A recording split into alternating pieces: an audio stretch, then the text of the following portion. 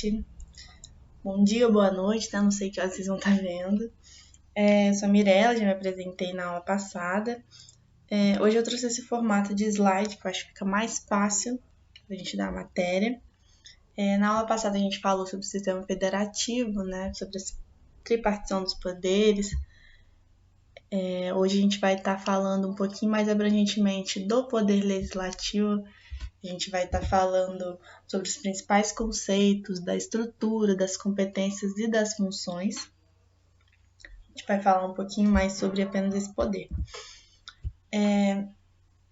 A gente tem a divisão, né, de duas formas do poder legislativo, em âmbito federal e em âmbito estadual e municipal. Em âmbito federal, a gente tem a forma de estrutura bicameral. O que significa isso? Significa que ele é composto por duas casas legislativas, a Câmara dos Deputados e o Senado Federal. A Câmara dos Deputados, ela é composta pelos deputados federais, né? Hoje, atualmente, no país a gente tem 503 deputados federais, e cada estado possui de 8 a 70 representantes. Esse número, né, essa variação considerável, ela é estabelecida proporcionalmente à população.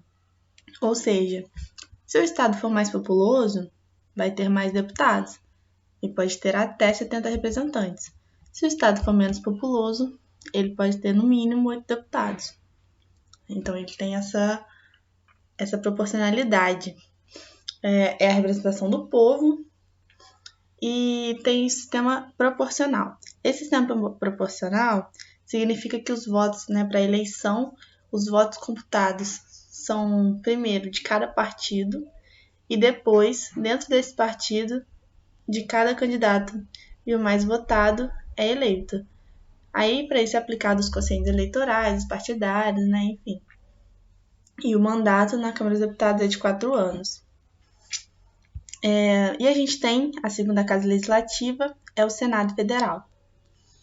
O Senado Federal ele é composto pelos senadores, atualmente composto por 81 membros, sendo 3 representantes para cada unidade federativa. Unidade federativa são os estados, né, incluindo o Distrito Federal, e cada um dos senadores dispõe de 2 suplentes. O Senado Federal, para sua eleição, ele dispõe de sistema majoritário simples, que considera eleito o candidato que tem o maior número de votos, e ele se renova a cada 4 anos, mas não integralmente. Ele se renova alternadamente de 1 a 2 terços da sua composição apenas. Diferentemente da Câmara dos Deputados, o Senado Federal ele não depende do tamanho da população, né? Tem um número fixo de representantes para o cargo. Então é diferente nisso. Diferente do que muita gente pensa também, não existe uma hierarquia, isso é importante falar, não existe uma hierarquia entre o Senado Federal e a Câmara dos Deputados, né? Não tem uma predominância de um para o outro, eles têm igual importância no exercício do poder legislativo. Em regra, a gente chama a Câmara de casa iniciadora e o Senado Federal de casa revisora. Porque, em regra, né, a elaboração de um projeto de lei se inicia na Câmara dos Deputados.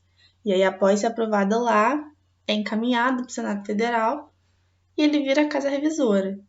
Mas, se fosse ao contrário, nada impede também que um projeto de lei se inicie no Senado e aí ele seria a Casa Iniciadora e a Câmara ocupasse o papel da Casa Revisora.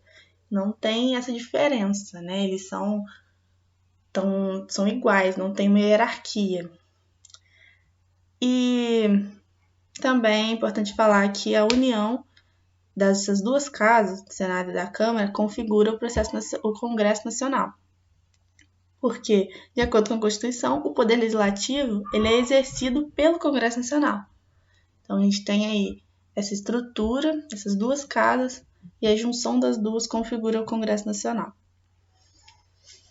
Nas esferas estaduais e municipais, a gente tem uma forma diferente, que é a forma unicameral. Significa que é exercido por apenas uma casa legislativa. Nos estados, as casas que representam o poder legislativo são as assembleias legislativas, né? nos municípios, as câmaras municipais. A gente vai falar um pouquinho das competências, das funções e da imunidade, que já está aqui nesse esqueminha. A gente vai falar um pouquinho no próximo slide. As competências do Poder Legislativo. Quanto à função legislativa, a gente sabe que ele tem como função legislar, né, e a função fiscalizadora. Ele dispõe de mecanismos de fiscalização, de controle. Ele pode elaborar emendas constitucionais, as leis complementares, as leis ordinárias, tratar outros atos normativos com força da lei. Então, ele tem essas competências primárias, né? Essas atribuições, elas são divididas no Poder Legislativo Federal, né, que é o Congresso Nacional, o das atribuições das casas quando elas atuam separadamente.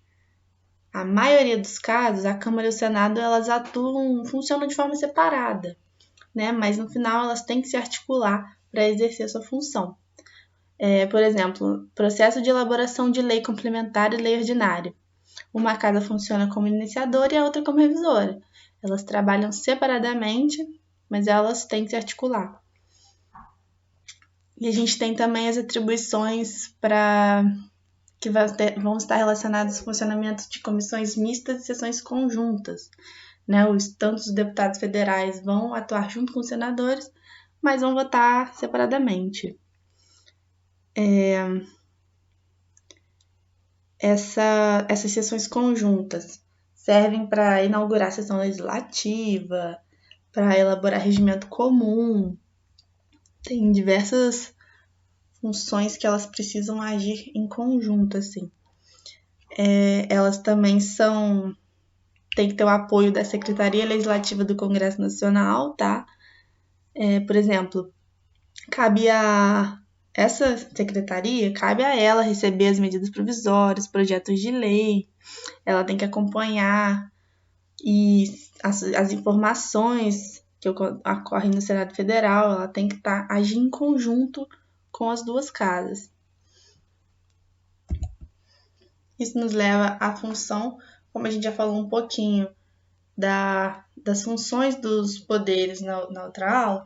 A gente já sabe que a função típica é a função primária, a principal de cada poder, e a função atípica são as que elas exercem secundariamente. Como função típica, então, do Poder Legislativo, legislar e a fiscalização, tanto contábil, financeira, patrimonial do Executivo. E como função atípica, ele tem tanto de natureza jurisdicional quanto de natureza executiva. De natureza jurisdicional, a gente sabe que o Senado é responsável por julgar os presidentes nos crimes de responsabilidade. E de natureza executiva, ele tem a sua própria organização, né? Ele se administra dentro do seu próprio poder. Ele tem que prover cargos, ele tem que conceder licença, férias. Então, isso que seria a função executiva, ele exerce também. E aí a gente tem, por fim, a imunidade parlamentar.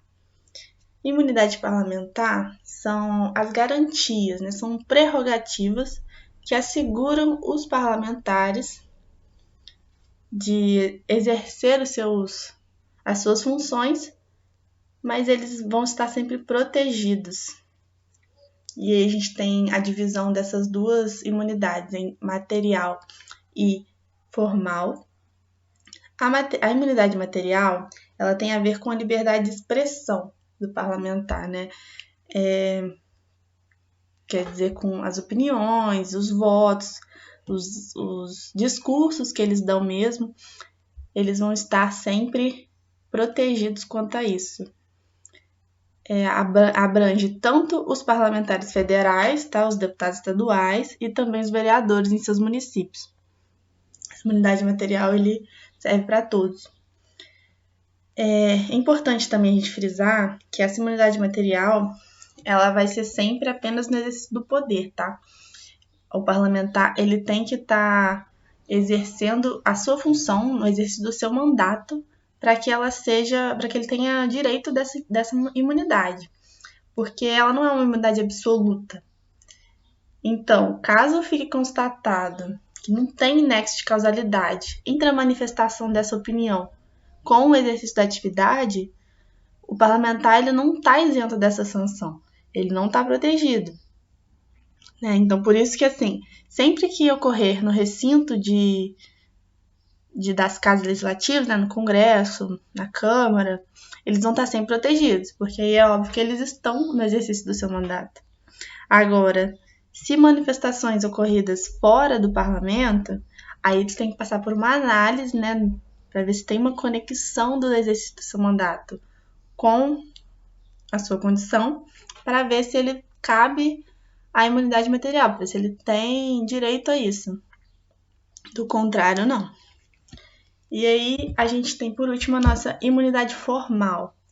Imunidade formal, ela diz respeito à prisão e processo. A gente sabe que os parlamentares não podem ser presos, exceto em flagrante de crime inafiançável. Então, essa imunidade formal é para amenizar essa questão. Importante também a gente frisar que é concedida apenas para os deputados federais e os estaduais e os senadores, tá? Vereador não tem direito a essa imunidade formal. E então, o que acontece? Quando acontecer prisão, os autos têm que ser, em até 24 horas, remetidos para a Casa Legislativa, para que tenha uma votação aberta e, pelo voto da maioria dos membros, se resolva sobre a prisão do parlamentar. E sobre o processo a mesma coisa. Se for recebida uma denúncia criminal contra o senador ou contra o deputado, o STF tem que dar ciência para a respectiva casa desse parlamentar e, pelo voto da maioria dos seus membros, vai ter o poder de interromper ou não o andamento da ação. Tá? Então, isso que é a imunidade parlamentar. Por hoje é só.